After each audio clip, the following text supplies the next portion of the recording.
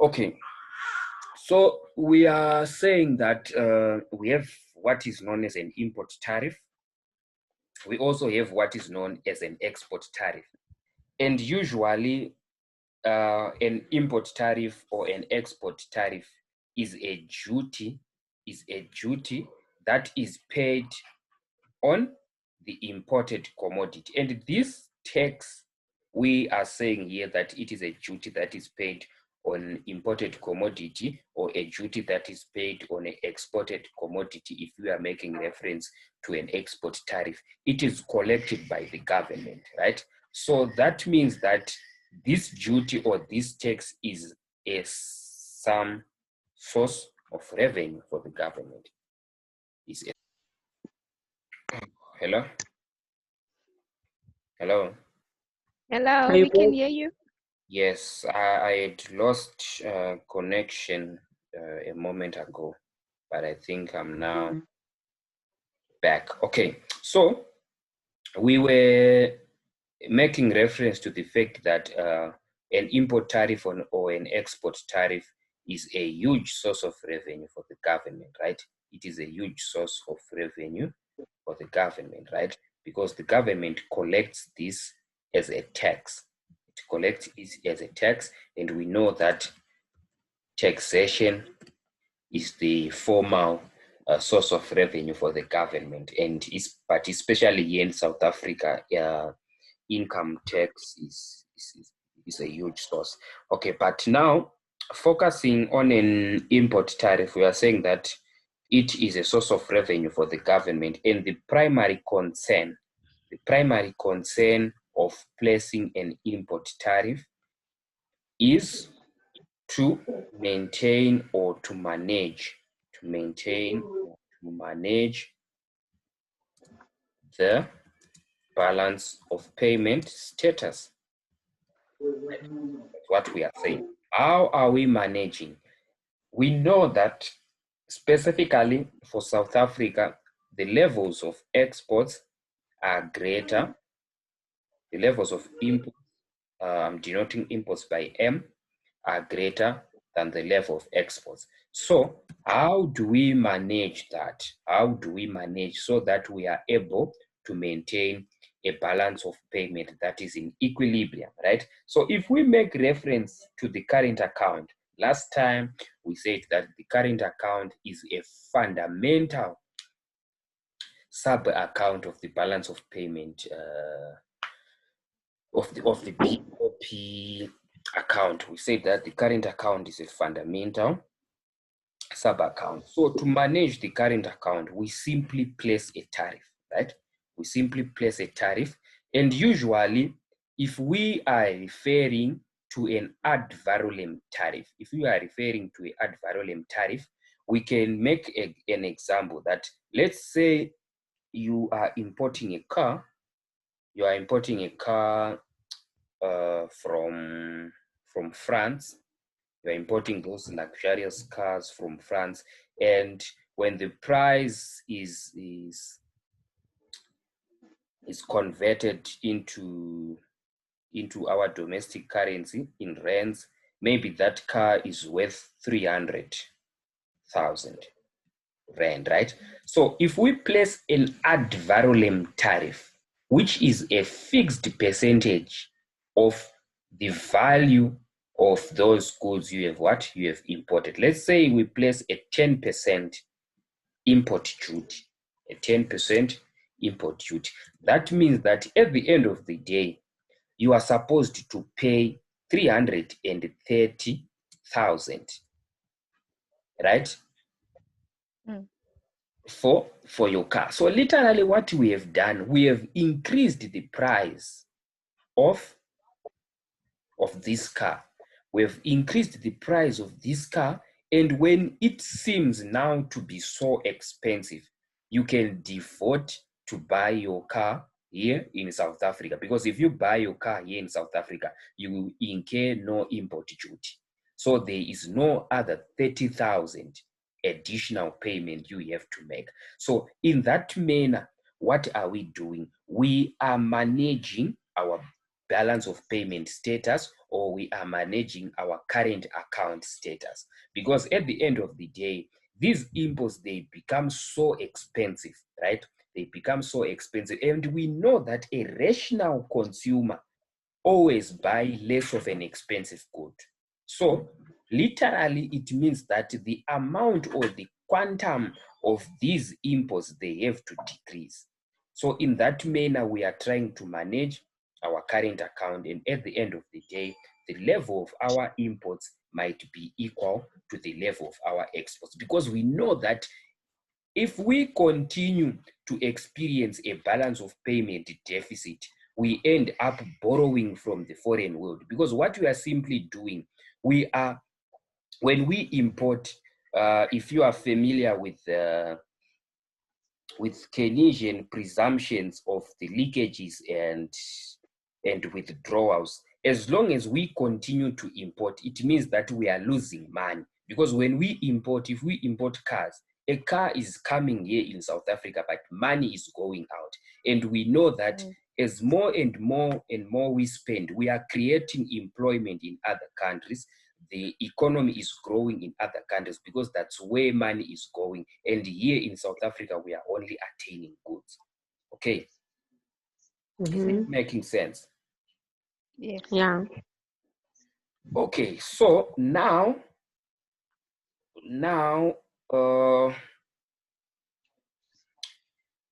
tariffs can be ad valorem, it can be a specific tariff, or it can be compound. So an ad valorem tariff is expressed as a fixed percentage of the value of the traded commodity, a 10% ad valorem on your car Nombeko that you are importing from France, right? Okay. A specific tariff is expressed as a fixed sum per physical unit, per physical unit of the traded commodity, right? Okay. A specific tariff, let's say on a $10 on imported bicycles, right? You've imported a bicycle of $10, means that the customs official will collect a fixed sum of what? Of $10. So what we are simply saying, we are saying that if you, Nombeko, you import your car from France, we don't charge you an amount that is equivalent to the value, like we have done in line with the ad valorem tariff. Here, what we simply do, we can simply say every imported car, we are going to charge 10,000 as an import duty, right? So now we are making reference to a fixed sum. We are making reference to a fixed sum. If you import a bicycle, you are going to pay 100 Rand for each bicycle you are importing. Okay, we also have what is known as a compound tariff. So a compound tariff is now a combination. This one is now a hybrid form of a tariff. This one is now a hybrid where we have combined the two, the both ad valorem and specific tariff, right? So a compound duty of 5% and ad valorem, a 5% ad valorem and a specific duty of $10 on imported bicycles. So now we are saying that you pay both. If you import a car from France, you pay 10,000 Rand, right? Which is a fixed sum, which is a fixed amount that you are supposed to pay on every imported car from abroad. After that, we then charge you another duty that is in line with the value of your imported good, which is now in form of an ad valorem tariff. Okay, very simple, right? Yes. Very simple. Nombeko. Yes, I'm with you. These things are simple, right? Hello? Hi. Are they simple? Yes. Yes. Okay. So now what we now want to take into account a diagrammatic exposition of a tariff now. So I will use my board so that you have to know where all these things are coming from, right?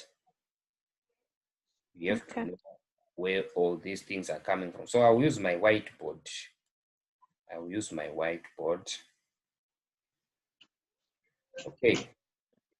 So on this one, you can draw it with me on that side so that you get a full appreciation of what we are discussing about. Okay. So now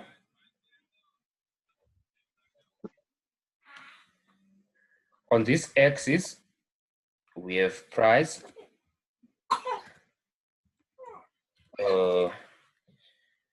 We can say price of what?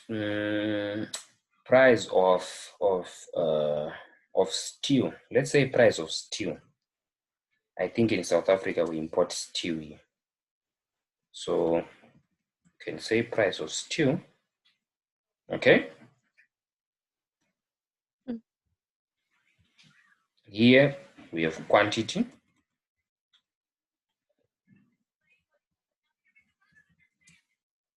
Of steel. Okay. We have domestic demand.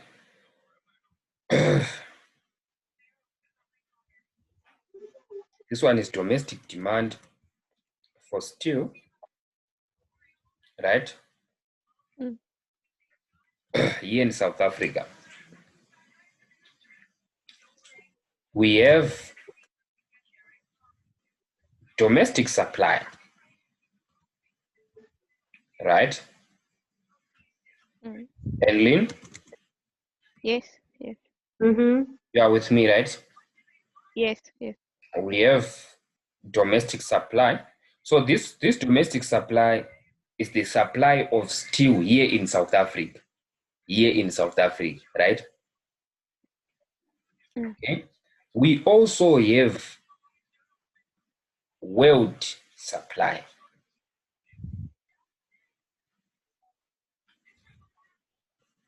World supply, or let me use a different color. Let me use a different color on this one. We also have world supply.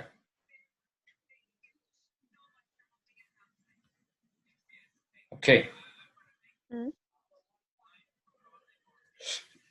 So this is world supply when we are making reference to free trade before the imposition of a tariff, right? Okay. And we are saying that at this level, maybe the price of steel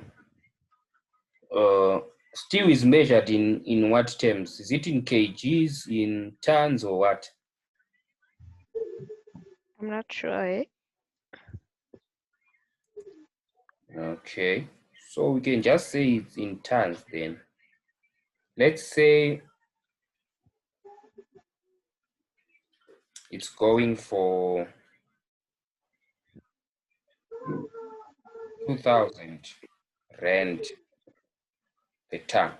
Okay, so what it means at this level is that the amount of steel that is supplied by domestic firms, right? By domestic firms. Remember, this is my supply curve. Domestic supply. Okay? So, we're now left with 10 minutes. So we have to log out and log in again?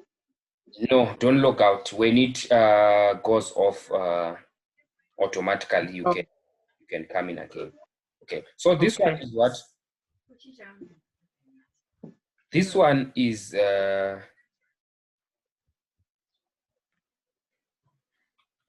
domestic supply, and this one is domestic demand. Okay, what does it mean? The level of domestic demand is greater than the level of domestic supply, right? So it means that in between here, in between these two, these are the levels of imports. This is the level of imports, because we are saying that domestic demand outweighs domestic supply. So we are importing from other countries that are producing steel, right? And remember, at this level, we haven't placed any tariff, right? Is it making sense? So if we put numbers here, let's say our domestic supply, we are supplying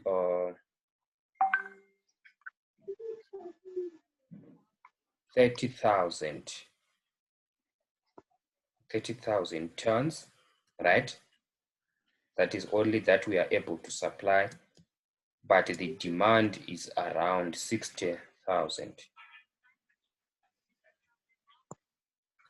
How many quantity of steel are we importing here?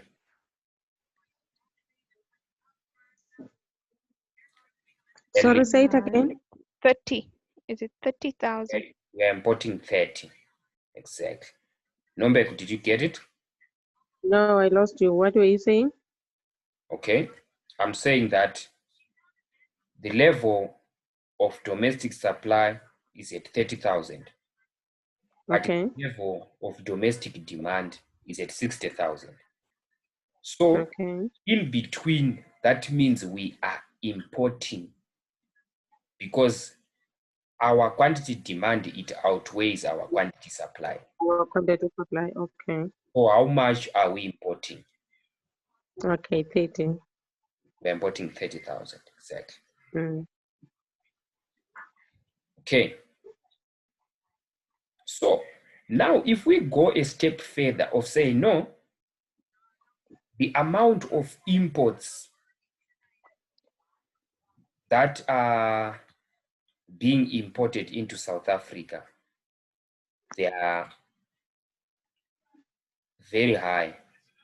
Let's impose a tariff. If we impose 100% tariff, right? If we impose 100% tariff on steel, our world supply will shift upwards.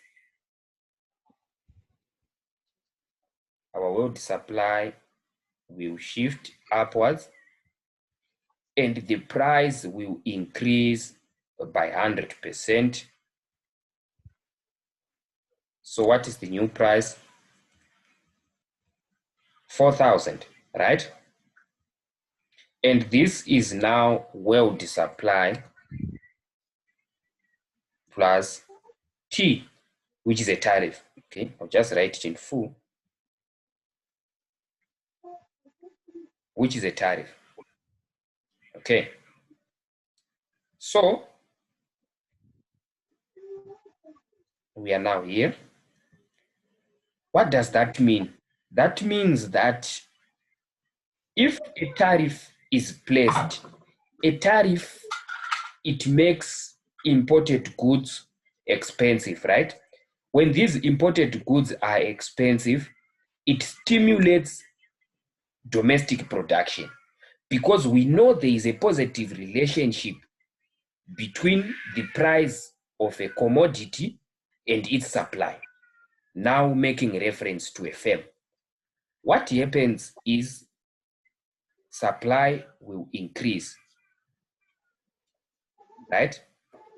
Mm-hmm. And this, the price of steel since it has increased by 100%, we know there is a negative relationship between the price of a good and its demand.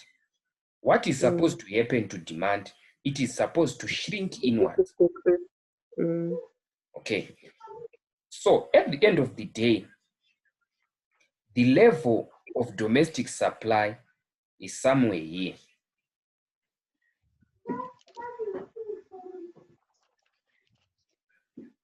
Okay. And the level of domestic demand is somewhere here. That means we have what? We have reduced the amount of exports to this point, and here we have moved to this point, right?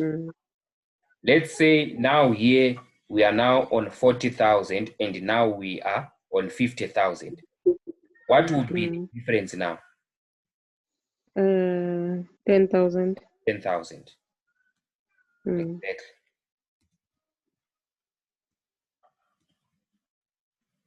Exactly.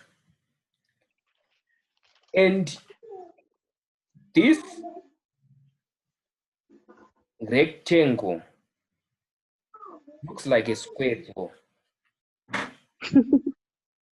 But let's say it's a rectangle.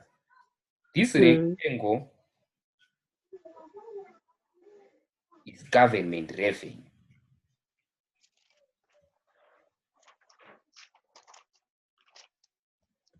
How do we calculate the area of a rectangle? Nombeko. Yeah, I'm not sure. It's not those half times base times whatever. I don't know. No, that one is that one is for a triangle. Oh, now we're calculating a rectangle. Length times width. Oh, okay. You did this in grade 5. So do you think I will remember something that I did in grade 5? But me, I'm remembering. You are a teacher. You're supposed to know these things. Okay, so this is the amount of what? Of government revenue. So, what else? What else is here? So,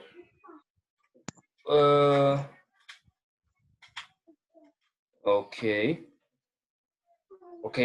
So, okay, I think I'll use another diagram to show the changes in consumer surplus and the changes in producer surplus. Okay, so I will not start that now because this time allocation will affect me. Okay, so did you understand this simple diagram? Yes.